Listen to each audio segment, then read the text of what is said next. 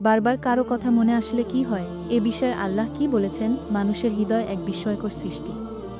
কখনো এমন হয় আপনি কাউকে ভুলে যেতে চান, কিন্তু যতই চেষ্টা করেন ততই তার মুখ, কণ্ঠ, স্মৃতি সবকিছু আপনার মনে বারবার ফিরে আসে। নামাজে, দোয়ায়, একা বসে, এমনকি রাতে ঘুমানোর আগে সব সময় যেন সেই মানুষটির কথা মনে পড়ে। আপনি ভাবেন, কেন এমন হচ্ছে? আমি তো ভুলে যেতে চেয়েছিলাম। এই প্রশ্নের উত্তর কুরআন ও হাদিসের আলোতেই আছে। আসুন দেখি আল্লাহ তাআলা বারবার কারো কথা মনে আসা সম্পর্কে আমাদের কি শিক্ষা দেন।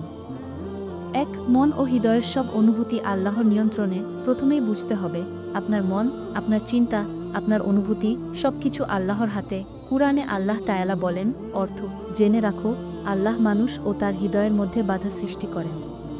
সূরা আল-আনফাল ২:৪। অর্থাৎ তুমি কার কথা ভাববে, কার কথা মনে পড়বে, কাকে ভালোবাসবে, সবকিছু আল্লাহর অনুমতি ছাড়া হয় না। তাহলে যদি কারো কথা বারবার মনে আসে, সেটাও কোনো কাকতালীয় ঘটনা নয়, বরং এর ভেতর আল্লাহর একটি উদ্দেশ্য বা শিক্ষা লুকিয়ে আছে। ২. কখনো বারবার কারো কথা মনে পড়া আল্লাহর পরীক্ষা। আল্লাহ বলেন, অর্থাৎ মানুষ কি মনে করে যে তারা শুধু বলল আমরা বিশ্বাস করেছি, আর তাদের পরীক্ষা নেওয়া হবে না? সূরা আল-আনকাবুত ২. তুমি যদি বারবার কারো কথা মনে করো, অথচ তাকে পাও না, তার সাথে যোগাযোগ নেই, তবুও তার স্মৃতি হৃদয় থেকে মুছতে না পারো, তাহলে বুঝে নাও এটি আল্লাহর পক্ষ থেকে একটি ঈমানের পরীক্ষা। তিনি দেখতে চান তুমি কি সেই মানুষটির চিন্তায় হারিয়ে যাবে, নাকি আল্লাহর দিকে মন ফিরিয়ে নিবে। তুমি কি নিজের কষ্টে আল্লাহর কাছে কান্না করবে, নাকি দুনিয়ার কোনো উপায়ে ভুলতে চাইবে। এই পরীক্ষা পাস করতে পারে সেই মানুষ যে বুঝে যায় হয়তো আল্লাহ চায় আমি সেই ভালোবাসার মাধ্যমে তাকে খুঁজে পাই। ৩. কখনো আল্লাহ কাউকে তোমার মনে পাঠান ইশারা হিসেবে। আল্লাহ তাআলা বলেন, অর্থ আল্লাহ দিন ও রাতকে অদলবদল করেন, এতে জ্ঞানীদের জন্য নিদর্শন আছে। সূরা আন-নূর ৪:৪। যেমন দিনরাতের পরিবর্তন আল্লাহর নিদর্শন, ঠিক তেমনি তোমার মনে কারো হঠাৎ ফিরে আসা, তার স্মৃতি জেগে ওঠা, এটাও আল্লাহর এক নিদর্শন হতে পারে।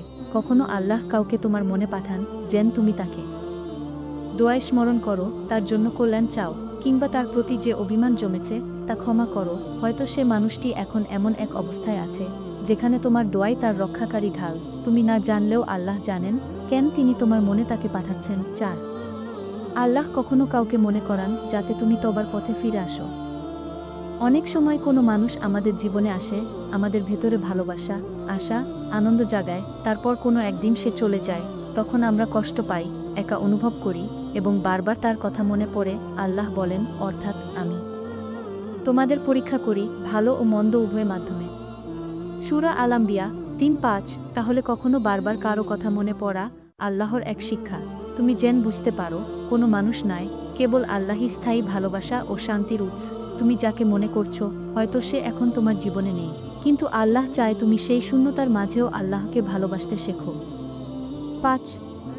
নামাজে ও দোয়ায় যার কথা মনে পড়ে তার জন্য দোয়া করো। নবী করিম বলেছেন, যে ব্যক্তি তার ভাইদের জন্য অদৃশ্যে দোয়া করে, ফেরেশতা তার জন্য বলে তোমার জন্য তেমন। সহিহ মুসলিম। অর্থাৎ তুমি যদি কারো কথা মনে করো, সে যদি দূরে থেকেও তোমার হৃদয়ে থাকে, তবে তার জন্য দোয়া করো, হে আল্লাহ তাকে হেদায়েত দাও, তার জীবন সহজ করো, তার জন্য কল্যাণ নির্ধারণ করো। এই দোয়া শুধু তাকে নয়, তোমাকেও কল্যাণে ভরিয়ে দেয়। তোমার সেই বারবার মনে পড়া মানুষ আসলে তোমার জন্য দোয়া করার উপলক্ষ হতে পারে। ৬. যদি কেউ বারবার মনে আসে, বুঝে নাও আল্লাহ তোমাকে স্মরণ করাচ্ছেন কিছু শেখাতে। আল্লাহ তাআলা বলেন, অর্থ নিশ্চয়ই কষ্টের সাথে রয়েছে স্বস্তি। সূরা আসর ৬। হয়তো তুমি কারো অভাবে কষ্ট পাচ্ছ, তার স্মৃতিতে ব্যথিত হচ্ছ, কিন্তু আল্লাহর পরিকল্পনা সবসময় তোমার ভালো জন্য। তিনি তোমাকে এক কষ্টের ভেতর দিয়ে এক নতুন উপলব্ধির দিকে নিয়ে যাচ্ছেন। তুমি যেন শিখো, ভালোবাসা তখনই পূর্ণ হয় যখন তা আল্লাহর উপর নির্ভর করে। যে সম্পর্ক আল্লাহর নামে গড়া নয় তা টিকবে না, কিন্তু যে সম্পর্ক আল্লাহর ইচ্ছায় গড়ে ওঠে তা দূরত্বেও শান্তি দেয়া। ৭. বারবার কারো কথা মনে আসা মানে এই নয় যে সে তোমার কদরে লেখা। অনেকে ভাবে, আমি যাকে বারবার ভাবছি, নামাজে মনে পড়ছে, নিশ্চয়ই সে আমার কদরে লেখা। কিন্তু আল্লাহ বলেন, অর্থাৎ তোমরা কোনো কিছু অপছন্দ করতে পারো অথচ তাতে তোমাদের জন্য কল্যাণ আছে, আবার কোনো কিছু ভালোবাসতে পারো অথচ তাতে তোমাদের জন্য অকল্যাণ আছে। আল্লাহ জানেন, তোমরা জানো না।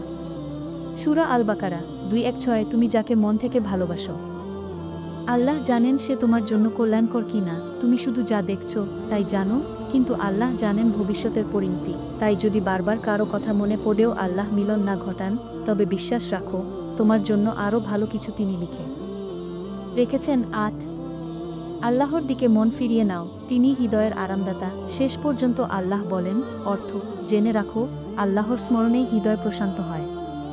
সূরা আর-রাদ ২:৮ তুমি যাকে ভালোবাসো, যাকে ভুলতে পারো না, তার স্মৃতির চেয়ে বড় আরাম আছে শুধুই আল্লাহর স্মরণে।